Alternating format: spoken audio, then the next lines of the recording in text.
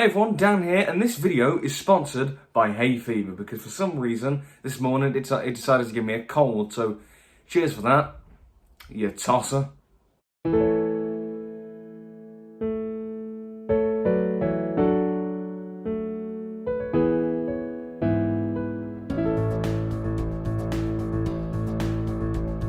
Anyway, that's enough for me ranting about hay fever, but okay, so yeah, this video, as you read from the title, is my July film ranking. Push it to the limit. Walk along a razor's edge. Don't look down, just keep your head or you'll be finished. Now, I really don't know how to start these videos anymore because I don't really know how to make these intros unique because you know what you're getting. It's the film ranking. I'm ranking every film that I watch from worst to best, you know, from this month. There's not really a lot I can add. I was actually going to make a joke, because it's obviously, you know, July, summer. I watched kind of some sort of summary films, like stuff like Fistful of Dollars, Scarface, Django Unchained, because it was, you know, summery, they're set in sort of nice countries and there's like a lot of sunshine. Ironically, it's raining right now, so, I mean, it's Britain, so when is it not? What I will say though, overall, is that it was quite a positive month. There was one film I hated and one film that was kind of mid, but the rest of it I really enjoyed for the most part, so you won't have a lot of negativity this time, so that's always good, you know. Anyway, we got 11 films to get through, so let's get to them. Did anyone think this episode was a little bit like that Eddie Murphy film? What was it, like Meet Dave? Doctor Who fans, do you remember the episode Let's Kill Hitler from Series 6 with the 11th Doctor? You know, there was the Tesselector in that story, which was the spaceship manned by little people inside, and it was disguised as a person. Well, that's literally the plot of this Eddie Murphy comedy, and aside from that Doctor Who parallel, kind of that ironic parallel, and the occasional funny moment, this film is complete garbage. There was something that I realised watching Meet Dave that just kind of showed why lowbrow comedies don't work. So it's a sci-fi story, and these aliens, they're from a planet that have arrived on Earth to stop this thing that fell from the sky that can do something. Do you see how undefined and unclear all this is? And I know it's a lowbrow comedy, you're not meant to think about it, but here's the thing. That's why lowbrow comedies don't work, because they sacrifice good storytelling, world building, characters, just for cheap gags. You know, here you have the blandest story, the most wishy-washy sci-fi world building, the most stereotypical characters, and some of them are offensive stereotypes, which is not uncommon of 2000s comedy, but you know, we live and learn, or do we? At least hope this farce of a film would have some ironic appeal, and it's only shy of 90 minutes, but my eyelids were heavy watching this. That tells you all you need to know. Stay far away from this film at all costs. It's just crap. Just smile and wave, boys. Smile and wave. I've been on a bit of a DreamWorks kick this year, and I decided to watch Penguins of Madagascar just as a little time killer, and it's fine, but honestly kind of forgettable and a little bit bland. Except for the humour, it is a genuinely really funny film throughout, and so it was kind of funny and meme-worthy, but aside from that, there's not really a lot that stands out. I know, and honestly, it's gotten a bit weaker the more I think about it, because it's just, I don't think of anything besides the humour. The story, characters, it's pretty standard. Even the animation, which isn't awful, but it's nothing remarkable. I mean, this came out the same year as the Lego Movie, for God's sake. Films like Kung Fu Panda, How to Train Your Dragon, Rise of the Guardians, even The Croods had a bit more flair and style to their animation, and they came out well before this film did. So, I don't know, it's just not a film that has left any mark. I mean, there's nothing really deep or anything. There's just nothing here. And I know what you're going to say. It's a kid's film. It's an animated spin-off movie. Do you know what else is an animated spin-off movie? Puss in Boots: The Last Wish. And that is a deeply profound artistic masterpiece. So that is not a good enough excuse. Let's go meet the neighbours. My Neighbours The Yamadas feels like, to me, if Wes Anderson were to work at Studio Ghibli, this is the kind of film that he would make. It's heavily stylised with the animation and filmmaking. You've got kind of vignette storytelling going on. It's very charming and light-hearted, but also doesn't really have a lot that emotionally grips me. Yeah, that's kind of how I feel about Wes Anderson films, and it's also how I feel about this film, but it's not a bad film. The animation is really good. I love the kind of newspaper comic strip sort of style. I like the kind of family dynamic, and it's just a very normal slice-of-life film, just exploring the life of this family through various vignettes. However, I didn't really find myself emotionally gripped to the family. It just feels almost like too normal, this film. It's just kind of standard. There isn't a lot that really grabs me, and not a lot that sort of emotionally grabs me, definitely.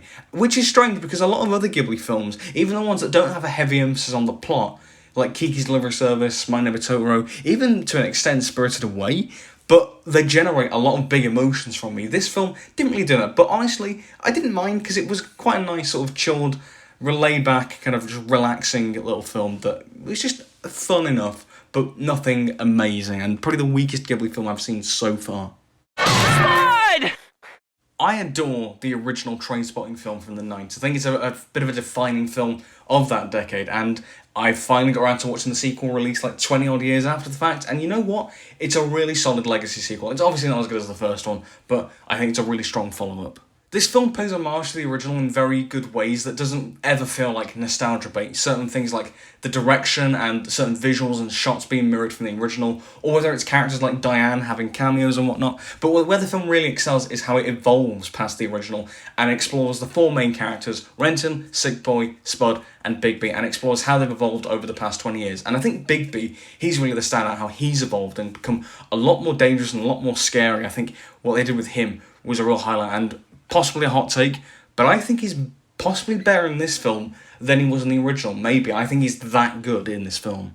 I think how the film just explores the sort of passage of time and how certain things and people will change and evolve and move forward, but also how things can sometimes just stay the same. I think a key element of that is how it explores the working class areas of Edinburgh, which was definitely a thing in the original, but obviously the drugs were a bit more of a focus in that film. Here, this is kind of focus, it's less on drugs, and I think that's a very interesting angle to take, and I think shows and highlights really how not a lot has changed in the past 20 years. The film is still really enjoyable though, thanks to some great performances, really good dark humour, some great direction from Danny Boyle. It's very dynamic with the shots and angles and all that, and the editing and the music's really strong.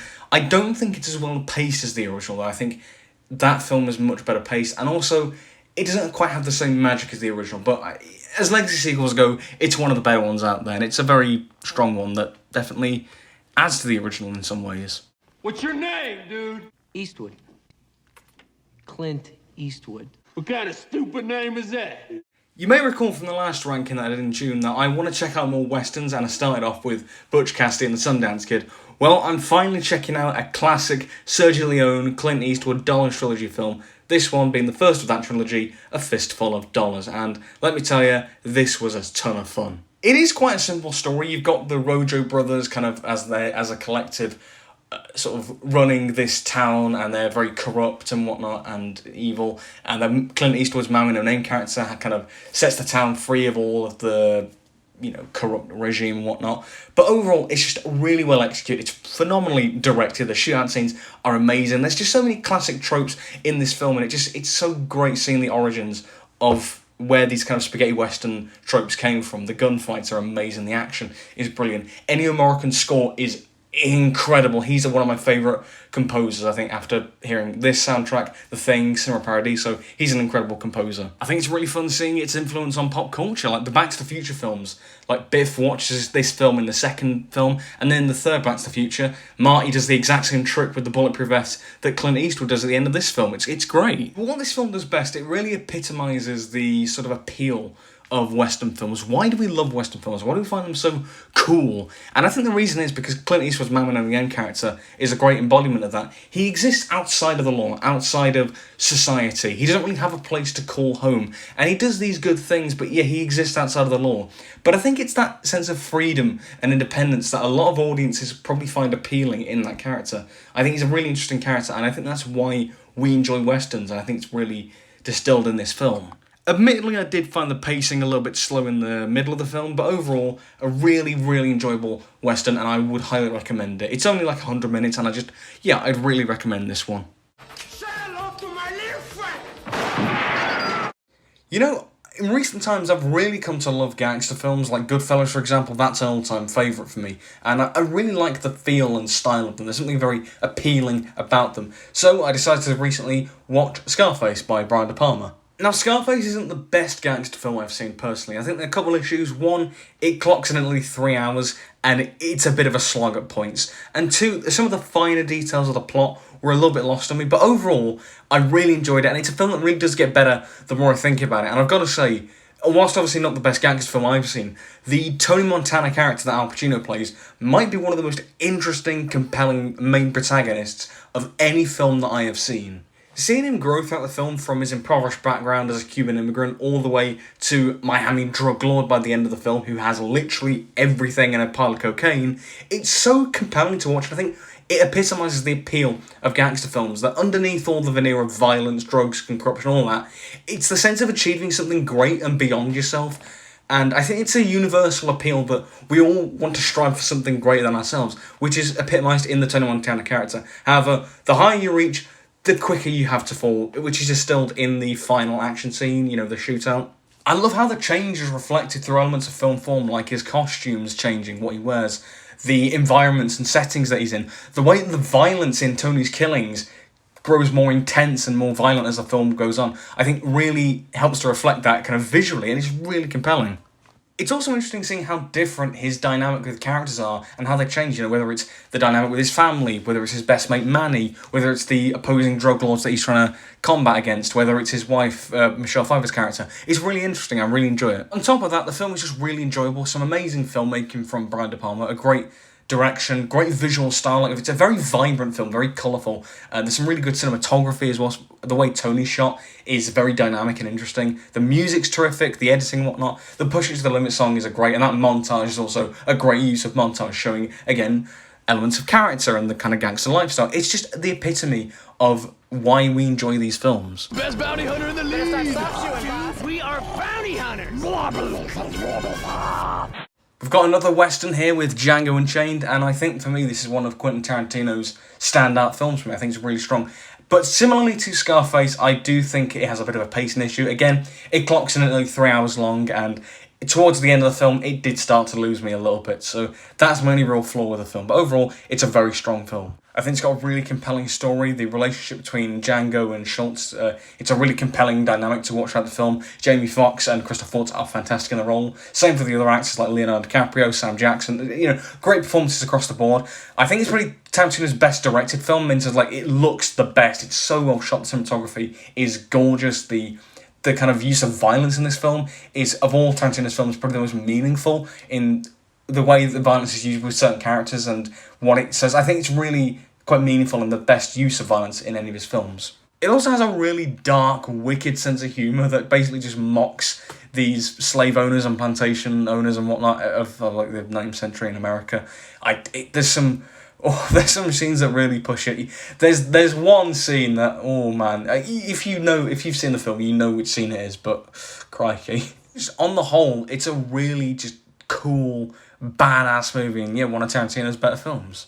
Live television, there's nothing like it. There is so much to love about Sidney Lumet's Network, a film that for the 1970s is so ahead of its time in its biting satire of the media and like the news industry, and, you know, manipulating the news for entertainment and showmanship values. And people at the time were thinking, this is so unrealistic, but look, in recent years, it's more common than you think. An aspect that stands out a lot in this film is the acting. If you want an example of just great screen acting, watch this film, because my god, like the four leads, you know, Faye Dunaway, Peter Finch, Robert Duvall, and William Holden in one of his last notable film roles, all four of them are firing on all cylinders with their performances. And I think the reason it stands out is because the filmmaking surrounding them isn't the most glamorous. I'm not saying it's a poorly directed film, absolutely not. It's a really well made film, but it's not kind of taking away from the performances with the filmmaking. It almost feels like a documentary. The cinematography isn't the most glamorous looking. It's not flashy and fancy. There's also a narrator, which kind of adds to the whole documentary feel. There's barely any like incidental score, so it helps make it feel more realistic, and you're drawn to the acting a lot more. In a similar way to how in a theatre production, if there's minimal set, you're drawn to the acting a lot more. It does make the film feel more realistic, and it helps to make the themes of the film, you know, its satire, more meaningful and impactful to the audience, and it kind of immerse you a lot more into the corrupted, deluded lives of these characters, and, you know, how they're caught up in all this just corruption in this industry. I think it's really, really interesting and impactful. And I think the biggest strength of the film, which can maybe be seen as a bit of a backhanded compliment, is how well the film's themes hold up nearly 50 years on. You know, it's themes of how the media and the news industry can be manipulated, and the line between fact and fiction becomes a lot more blurred with this kind of corrupted mindset of using it for entertainment, using the news for entertainment and for viewership and for personal gain. It shouldn't be realistic, but sadly it kind of is, and that's a testament to it. Headed for city lights, climb the ladder up to fortune and fame. Charlie Chaplin's City Lights is my favourite silent film that I've seen so far. It is just absolutely fantastic, and I just love it, love it, love it, love it. And there's so much to love in the film. First of all, like the filmmaking and overall direction is just great. It shows off the city really well. It's just a really great looking film for the 30s. It's also got so many great comedy sequences. It's a really funny, light-hearted film that's just a blast to watch. Certain sequences like the riverbank scene, the parties, the boxing sequence, the police standoff near the end, and even like simple moments like the trapdoor in the street at the start is great, or the statue bit at the start. There's so many like memorable, distinct sequences in these silent films, and this is no exception. Now, when this film came out, it was 1931, so sound films, or talkies as they've been dubbed, were around. So Chaplin did incorporate a couple of little sound effects. They're not that intrusive. They add just a little bit of flair, like the whistle that with his hiccups in that one scene.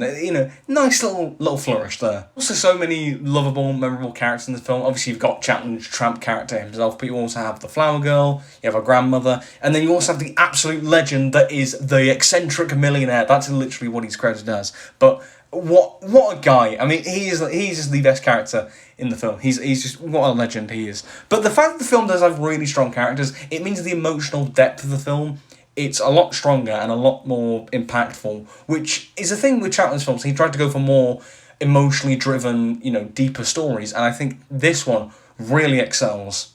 I think it is how you really care about the characters, especially, the tramp and his unwavering kindness towards the flower girl, who's also blind, and he really wants to help and whatnot. And it's just really beautiful, the unwavering kindness that he has, and it's just really lovely to watch. And the ending, my God, the ending is just, it's such a beautiful little scene. It's just amazing. The fact that this film is better than films like Scarface, Django, Network, it shows that these films are, well, kind of timeless. They're just amazing.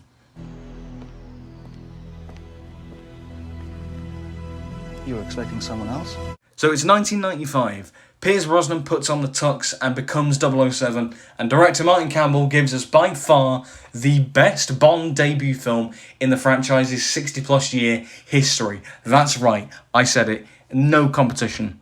There is so much that I love about this film, and even the things I don't love as much, like the musical score, it doesn't really bother me as much because everything else is so good. Like, Brosnan is cool as a cucumber. You'd think he'd been playing the part for years at this point. He just hits the ground running immediately. Natalia is one of the best Bond girls. She's so just brilliant in this film. Does so much. She's just great. Alec is one of the best Bond villains. I mean, Sean Bean is great in his performance, but the idea of having a former 00 agent, it raises the stakes because he knows everything that Bond does. He knows Q gadgets. He knows all the tricks and all the combat skills. He knows everything that Bond does, so it's such a fair fight that you don't know who's going to win. It creates great tension until the very end. In fact, the film has a really good, strong ensemble of villains like Xenia, Boris, Oromov, and of course Alec. They play off each other really well in the film. I mean, what else is great? The script is great. The direction from Martin Campbell is excellent. There's some fantastic action scenes like the tank chase, the train stuff, the stuff in the satellite towards the end, the pre-credit scene with the bungee jump, that's an amazing stuff. That almost rivals the Union Jack parachute in Spy Love Me. It's that good. The film never loses sight of that just pure fun escapism that you want from a Bond film. It is so enjoyable. But the film's strongest asset, I think, is how it really brings Bond into a post-Cold War, postmodern environment, and so many elements are reflected. I think is really interesting. Like, obviously, this is the first Bond film made after the Cold War ended, after the Soviet Union collapsed. And there's so many, the way those Cold War ideas are sort of reflected on, the way that female characters are presented, like M and Xenia, I think are the most interesting examples of that. The way technology plays quite a big part in the film, like with Alan Cummings' Boris character. I think it's really interesting how all these elements of Bond being in this modern world are reflected in the film, and it's so thematically rich for a Bond film, and I want to take it further in its own video. But yeah, the most fun I had watching a film this month. However, I almost considered doing a tie for number one, admittedly, but the number one spot goes to... Now I am become death, the destroyer of worlds. Oppenheimer truly is an experience and deserves to be seen on the big screen in the cinema. And the fact that people are flocking to this film in their millions, the fact that people are going to see this R-rated drama about the creation of the atomic bomb, in the age of superheroes and spectacle, that's all cinemas tend to show, it seems. The fact that so many people are going to see this it's a great sign that cinema ain't dead yet. It's not dead yet. This film really has been on my mind for the past week and a bit, and films really don't last me that long, like, after cinema. Like, it's really been on the back of my mind so much and so frequently, because it is such an overwhelming experience. There's so much to take in, which could be argued as criticism, but honestly, I can't objectively fault much of what this film does. Even at 3 hours, like, it's better paced than a lot of other films that I've seen. It really is. But yeah, as I say, it's a lot to take in, admittedly, on the first watch. So it's one that I really do want to watch again. Where to start with this film, though? Okay, Chris Nolan is a fantastic director, and I don't think this is his best film. I do prefer The Dark Knight and Interstellar, but it does feel like the culmination of his work. And I think there is actually a sequence in this film that, to me, is the best thing that Nolan has ever put on the film. And I'm confident in saying that. I don't want to reveal what it is for those who haven't seen it, but man, it's such a... It took my breath away. Jaw on the floor. Just an absolute marvel. The direction and cinematography is beautiful. Like, the black and white colour scenes just look so good. The music, I can't pronounce the composer's name, but my God, the music is phenomenal. It's so beautiful. As I said earlier, the pacing is actually quite strong for a 3-hour film. It did manage to hold me for that long. The performances, my God, the performances are so good. Cillian Murphy, get that man an Oscar. Emily Blunt, she's amazing. Robert Downey Jr., he's amazing. Matt Damon, he's really fun. Nice bit of levity in this film he provides. But yeah, it's just amazing. But the main actor who does excel, I think, is Cillian Murphy. You know, he's having to take on all of this. He's having to really explore the character, as well as Nolan, the life of J. Robert Oppenheimer, exploring who they were as a person and the trials and tribulations, their successes, their real failures and regrets, and the turmoil that they felt inside. And it's just such a fascinating watch. And I never felt once like they were glorifying, Oppenheimer. I never once felt like they were doing that. But you kind of understood it, but you also kind of didn't. It's such an interesting exploration, because it shows that humans are incredibly complex. They're not just good guys, bad guys. He's such an interesting character, and I think that kind of confusion works, because you still feel it at the end of the day. And that final scene, my God, that final scene is just the encapsulation of that character study of Oppenheimer. And I've kind of realised that this film is a little bit of, as much as it is the culmination of Nolan's filmography, it's also kind of the culmination of everything on this list. You've got a 3-hour epic. A lot of films on this list, like Scarface and Django, are very long. The acting stands out, a bit like Network, I've been praising the visuals and the cinematography, the music of certain films like Fistful of Dollars. I've been praising that, and so even though I do enjoy Goldeneye more, I think Oppenheimer does feel like the appropriate number one for this list, because it doesn't culminate all these elements of cinema that I love into one big, gargantuan 3-hour epic. And I think it goes back to the earlier point I made, that the fact that people are flocking to see this film that requires you to pay attention, that isn't just a passive experience that you can forget, that it really does impact you. And I think that's the magic of cinema. And getting to sit on the big screen is an experience I will not forget in a hurry. So that's the end of the July ranking, and I just want to say a little thank you for the continued support on this series. It's a nice, consistent series of videos to do each month, but I really enjoy doing that. I love talking films. But yeah, what have you seen this month? What have you seen? What have you seen out of these films I've discussed? Do you like them? Do you not? Let me know in the comments below. What do you recommend to me? And yeah, take care, everyone. I'm sorry. I couldn't resist.